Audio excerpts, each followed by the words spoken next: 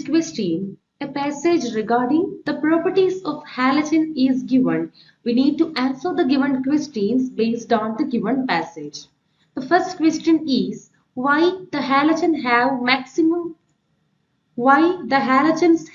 maximum negative electron gain enthalpy. Electron gain enthalpy is the amount of energy released when an electron is added to a neutral atom in the gas phase to produce a negative ion.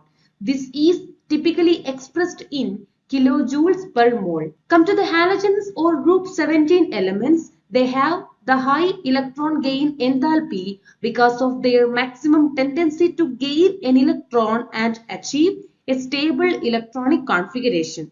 The reason is the first one we can say high effective nuclear charge. Halogens have a high nuclear charge means their nucleus strongly attracts the electrons. This strong attraction makes it easier for them to gain an extra electron. And halogens have the electronic configuration ns2np5, that is with 7 electrons in their outermost shell. They need just one more electron to achieve a stable noble gas configuration, making them highly eager to accept an electron. And another reason we can say the halogens are relatively small atoms, which means that the added electron will be closer to the nucleus.